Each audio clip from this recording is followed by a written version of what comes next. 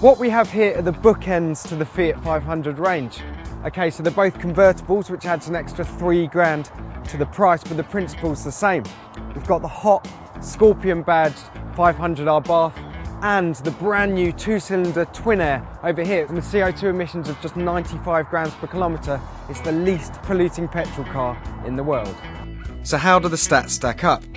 As you can see, 2 cylinders place 4, 85 horsepower is taking on 134 horsepower, one has 69 mpg while the other has 43.5, and the Abarth costs almost £4,000 more.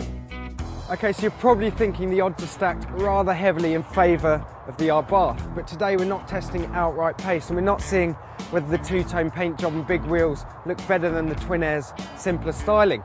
Today, all we want to find out is which of these two cars is more enjoyable to drive. And I've got a feeling you could be in for a surprise.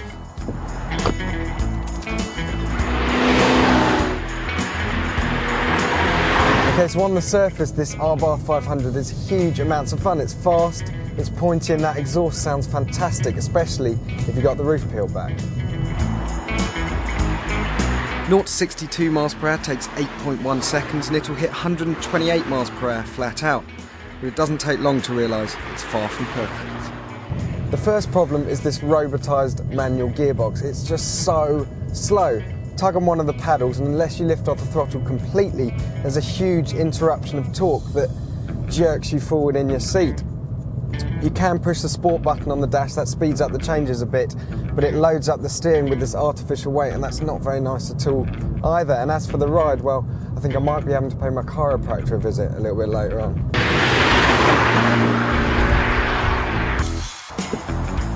Onto the TwinAir then. Can the 2-cylinder newcomer really trump its more powerful older brother? Immediately you can tell this engine is a much better match for the 500. The original 500 back in the 50s and 60s had a 2-cylinder engine as well, and you can see why. It makes a really distinctive noise. And it actually, you can build up a fair bit of pace, but, and it's a big but, you do have to work the engine really hard, and you have to think that's probably affecting those headline economy figures that Fiat have been talking about. The suspension flows with the road rather than fighting against it like in the Abarth, and the lighter steering is much more suited to the car. Best of all, there's something effortlessly Italian and chic about the TwinAir, which is what the Fiat 500 is all about. What I didn't tell you is that earlier this morning I brimmed both cars of petrol and took a note of the mileage. Now that we've driven both on a variety of urban and country roads, let's find out the comparable fuel economies, bearing in mind that Fiat claims the TwinAir is over 50% more efficient than the Abarth. Okay, so this isn't the most scientific test in the world, but what it does do is give us a great indication of the real-world fuel economy of these two cars. Today, the Abarth scored an average of 28 mpg, which isn't great, but the real surprise is the TwinAir, which returned 34 mpg. That's less than half what Fiat claim.